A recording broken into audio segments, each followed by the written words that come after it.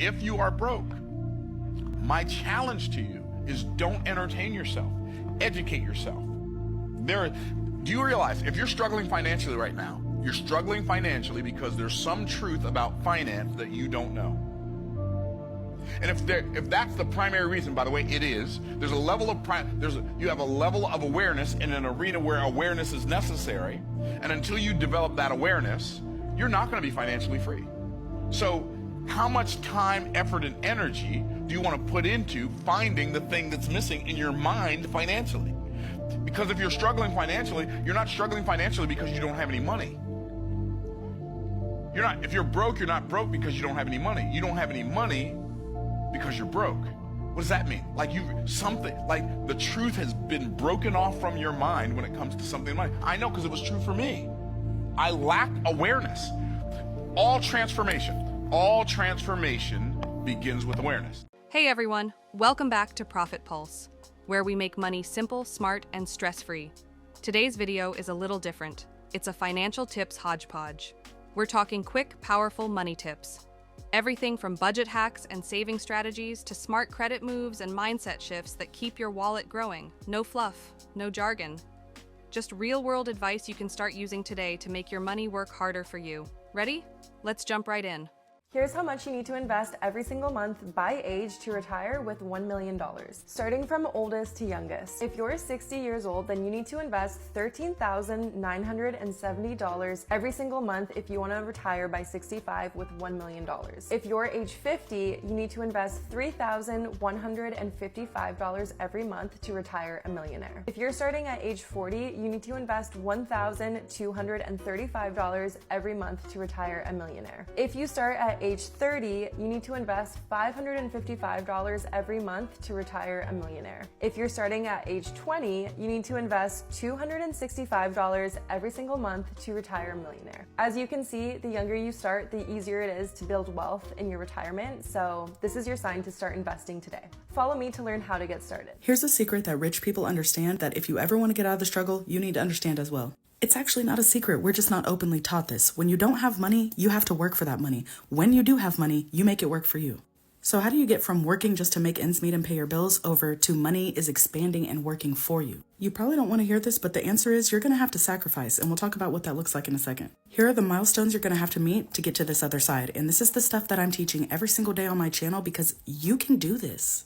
First priority is saving up an emergency fund, $1,000 to $2,000 as a safety net, and then you go and you start paying off your high interest debt. All of your high interest debt needs to go. It's non-negotiable. Once you pay that off using an avalanche or snowball plan, you go back and you save your emergency fund to 3 to 6 months worth of expenses in a high yield savings account. Now that money's already going to be working for you, making free money in a high yield savings account, but we're going to take it a step further and start investing your money. I don't mean crypto or individual stocks. I mean things like index funds or ETFs. I have more content about that if you're interested. Now you may be thinking, I don't have enough money to save. I can barely pay my bills. This is where sacrifice comes into play. You want to hit these milestones by any means necessary. That means you might have to get side jobs temporarily. You might have to invest your time to learn new skills that can bring you more money. You have to learn how to say no to friends and family who don't know what your financial goals are. You have to let go of your image, okay? So quit trying to buy the newest phone, the newest car, the biggest car you can afford, the biggest house you can afford. Is it fair that sometimes people have to work 2, 3, 4 jobs just to make ends meet plus try to hit their goals? No, not really. But you can either focus on that and stay stuck, or you can focus on trying to hit these goals and get yourself into a better situation. Working multiple jobs does not have to be forever, but guess what? Like I said, by any means necessary, you need to hit these goals. So if it takes you a couple years of working side jobs and working a lot of hours to finally get to a place of financial freedom, it is worth it, trust me. You're also going to have to do some mindset work because mindset is absolutely everything. Mindset alone, just sitting there thinking about positive things, doesn't get you rich, no, but mindset opens up opportunities that you can't even imagine. When you do a lot of mindset work, you let go of limiting beliefs, you get out of the victim mentality, you start to realize that you are actually in control of your life and you can make anything happen for yourself that you want to. And take it from me because I used to be worse than broke. I had $0 even negative in my bank account, and I was a single mom, very much struggling to get by. Because of all these things I'm talking about, I am now on the path to becoming rich in my future. I also want to talk a little bit about letting go of your image, and I'm going to use myself as an example again. I want a new Tahoe, and I have the money to go and get it. But should I do that right now? Should I go and buy a $50,000, $60,000, $70,000 vehicle when I could be sinking that money into my investments that's going to get me a way bigger return? I have goals and I'm going to hit them by any means necessary. And for me, that looks like me continuing to drive around my paid off minivan because it has no payment. I send that money straight to investments, and that money is growing me money while I sleep. Everybody's goals are different. Everybody's threshold for going aggressively at their goals is different. So you have to decide, what does that look like for you? For me, that looks like being content with the material things that I have right now, being content with not getting my nails done every 2 weeks. I do them at home now. And guess what? I don't restrict myself down to the bare bones minimum. I let myself have fun with my money, and I still am able to hit my goals. That's because I did a lot of sacrifice up until this point to get to where I am right now. And I'm no different than you are. I promise you. Go look at my story on my page, my journey. It's pinned at the top of my page, and you will see what my journey has looked like. I've worked 14-hour days. I've worked multiple jobs at a time. I've invested thousands of dollars to learn new skills. I've done it all. I promise this is possible for you too. You just need to have some mindset shifts, and you need to understand that the main goal is making your money work for you. That's the goal by any means necessary, and that is why I'm on TikTok teaching the things that I teach, because this is possible for anybody. So commit to yourself. You're going to do one thing today to get you closer to your goals, whether that is sitting down and making a plan, or you can go to my bio and get my free Money Mastery Basics guide. That will get you started. Just do something that's going to bring you closer. You got this, friend. All right, Sanjay, I have $10,000. What should I do with my money? Oh, easy answer. Put it into an S&P 500 index fund and leave it there for the next 50 years. You are young. That is going to appreciate better than any other investment you could possibly make. Okay. What about Dogecoin? Yeah, no, don't put it into crypto. Here's the thing. It's all about asymmetric risk. It's like investing in NVIDIA right now. NVIDIA could go up another 50%, but it could go down 95%. You want investments where you put in money and it could go up a lot, but it can only go down a little bit. Is there no stock that you suggest buying personally, or nothing you're holding personally? All the worst investment decisions I've ever made have been me deciding to invest in a stock. That's just dumb. You can't beat the market. Invest in the market. Okay, unless you're trading insider. Insider trading is awesome. This is the reason private equity is so great. Like, why I invest in small companies is because I get a board seat. I get to have insight. Like, this is what Warren Buffett does. He takes board seats. He controls those companies. It's a legal form of insider trading, but you can't do that. Not with $10,000. I've just come across a podcast that has completely changed my mind around the psychology of consumption and buying, and I'm going to share a couple of the nuggets of information with you in case it has as profound an impact on you as it did with me. Okay, so in actual fact, I'm only halfway through this podcast, the Money with Katie podcast, on the psychology of overconsumption. But there was so much to share, I might have to do a part 2, and I just needed to come on and share a couple of the key learnings. She uses this analogy around food cravings and how we can apply that to thinking about purchases before we get trigger happy and buy whatever it is that we're being influenced to buy. She says that when you're craving something sweet or salty or carby, often your body isn't actually needing what it is that you're craving. You might just need a glass of water or a cup of tea or some protein. And so she uses that analogy that we should be thinking about buying and spending in the same way, and really thinking about what is it about that item that is enticing me to buy? What inner desire, what aspiration is it drawing upon that's making me want to buy? And is it something that I need? Is it something that I really want? And if it is something that I really want, should I think on that for a bit? And should I maybe just put that on my wish list and consider it over time? So I just loved that in terms of like taking a pause and really kind of questioning what psychology is that brand or that influencer trying to play on, and what is it drawing on within us that makes us want to buy? So that was the first lesson. The second lesson, she interviews this sustainability expert called Aja Baba, I think I'm pronouncing it right. She shone a light on what we can do as consumers to be asking more like tough questions of the brands that we want to buy from, the brands that we like, that maybe aren't being so transparent with disclosing their supply chain, specifically the human rights impacts. And this has just really been a big slap in the face to me in a good way, to think about how my clothes were made. And so this is just a call to action, really. If the brands that you are wanting to buy from, or if you're curious and they don't have the information on their website, reach out to them, because the more questions that we ask, the more positive pressure that we're putting on brands to be more transparent. She also said, and I love this, that brands that only publish where their clothes are designed like designed in, and you might start to see this a little bit more, is a little bit of a red flag because they're clearly not telling the full picture. So there's a few brands that I love that I know that do this, that I'm going to be just digging and asking a few more questions. But anyway, I just thought that there are some amazing nuggets of wisdom. Really recommend giving it a listen. Cheers. Have a great Friday. October could still change your whole year, but you won't treat it like it can. You're going to scroll, you're going to sigh, and you're going to say, next year's going to be different. While this one dies the same way the last one did, in excuses. You said this was your year. You said you were done settling. But the calendar year is officially in double digits now. Halloween candy is out. I just saw Christmas decorations in the store. And you're still convincing yourself there's time? There's not. You've got 84 days left to shock yourself, to wake up early, to lift something heavier than your excuses, to make your money mean something, to fix your credit, to finally do the thing you swore you were going to finish by summer. You keep saying, I'm getting ready. Getting ready for what? To sit around the table at the holidays and explain to everybody why nothing changed again? You have been circling the same mountain for years and calling it growth just because you got better at describing it. When are you actually going to follow through? Your jeans are tighter. Your phone is full of, this week I'm starting notes in your notes app that never made it past day 3. That's avoidance. Oh, but you keep calling it burnout. You want peace? Earn it.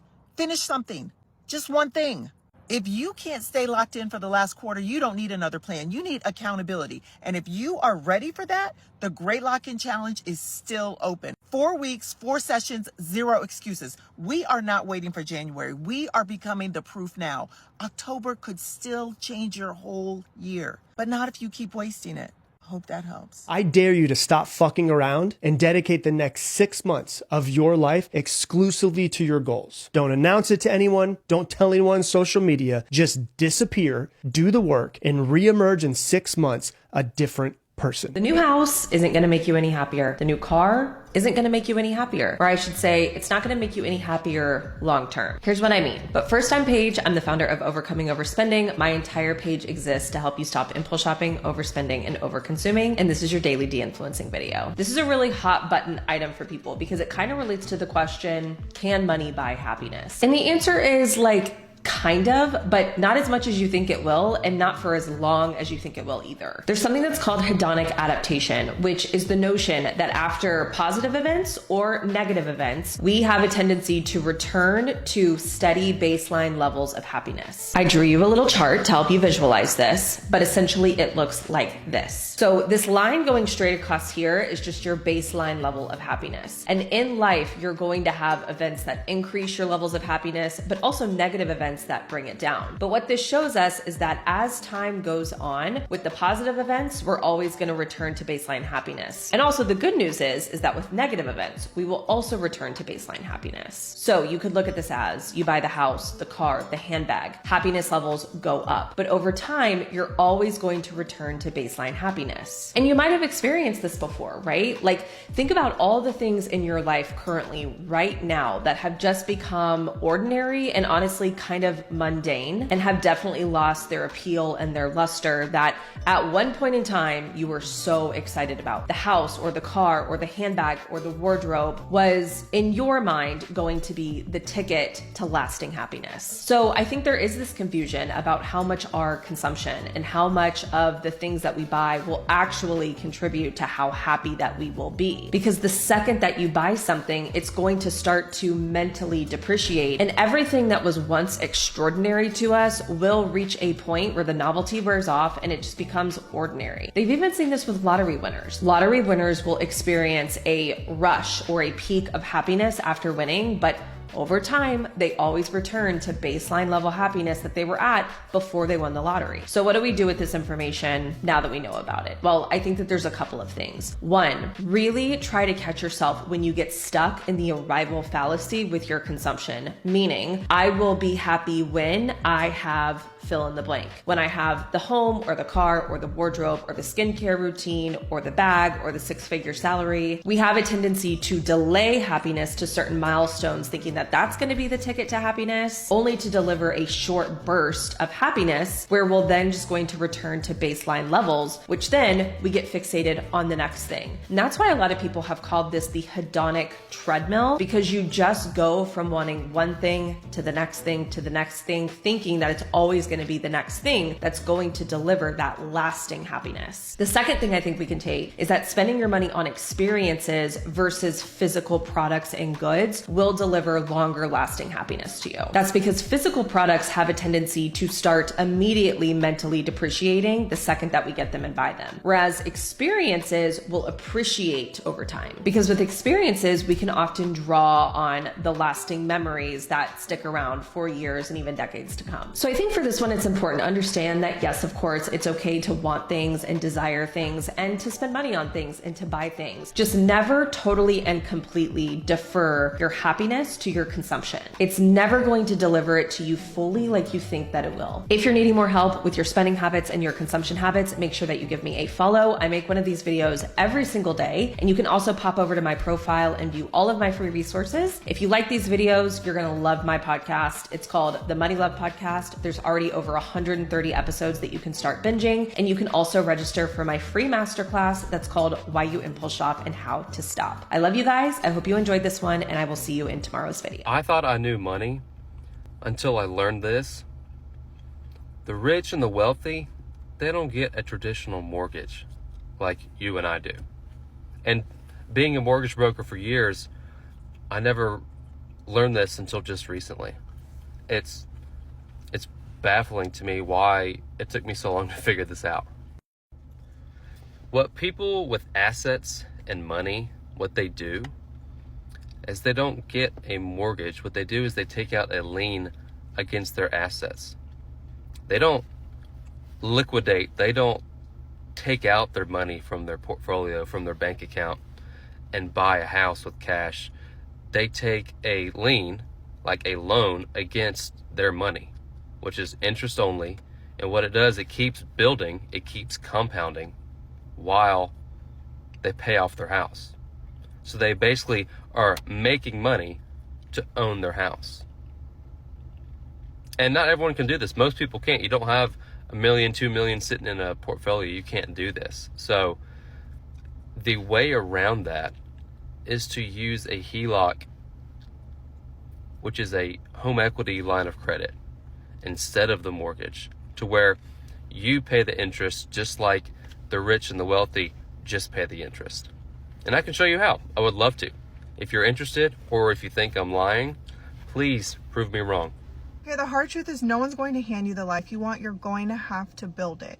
And the beautiful irony is that if you have time to complain, to doubt yourself, to doom scroll, to eat poorly, to talk bad on yourself, then you have the time to improve your life. You have time to eat right, to move your body, to believe in yourself, to hype yourself up, to create, to go after your goals. Everything under the sun. Everything you want is on the other side of discipline. And yes, it's going to be hard, but yes, you can do hard things, and it's all about choosing your hard. You have two options. You can either build the life you want or settle for the life you're given. You really have to be so intentional about the life you want. Start something, just do something. Clarity comes with action. It's like going to the gym. Once you start to do things and build those reps of keeping the promises to yourself, seeing things through, it becomes a lot easier, and you begin to build confidence. You begin to strengthen the trust for yourself. But nobody can force you. You really have to be so sick of the BS that you just say, all right, it's time to lock in. Remember, growth is not about perfection. It's about intention. 8 YouTube channels that will teach you more skills than a 4-year college degree. But first, if you're not already using YouTube for learning, you are literally falling behind millions of other people that are using it to learn to code, learn about AI, learn about ChatGPT, learn about how to build a side hustle, learn about entrepreneurship. So save this video and bookmark it for later so you can go back and check out all of these channels. The first channel is called Khan Academy. You can literally learn about everything: STEM, engineering, economics, humanities, creative arts. Channel number 2 Alex Hormozy. Hands down the best business advice for beginners looking to start making money online. Number 3, if you want to learn the basics of AI agents, ChatGPT, and automations, check out my YouTube, Sabrina Romanoff. Number 4, Graham Stevens started in real estate at age 18 and has killed it. He talks about real estate investing and financial literacy. Number 5, Ali Abdal, how to build productivity systems for your peak performance. Number 6, Cody Sanchez, how to build or acquire boring businesses that bring in tons of cash flow per month. Number 7, if you want to dive deep into AI automation, some of my favorite channels are Leah Motley, Robo Nuggets, and Nate Herc. And number 8, Brett Malinowski interviews people who have used AI to build apps and scaled revenue even faster. Bonus number 9, check out TED and TEDx channels. They have lots of different speakers on a variety of topics. If you find a presentation that intrigues you, usually the speaker has a book where you can dive deeper into. I wish someone told me these 3 things when I first started trading, because I probably would have hit 100K way faster than 24. Okay, first, and I feel like everyone says this, but stop trying to time the market. I wish I had done this because I kept trying to buy at the low and at the dips, but honestly, if I would have just stayed consistent, I would have had way better returns than trying to time the market. And this also goes for selling. I also tried to do this and it doesn't work. Okay, second is you don't need to trade every single day. Sometimes over trading is just a bad move because you're probably going to make a bad pick.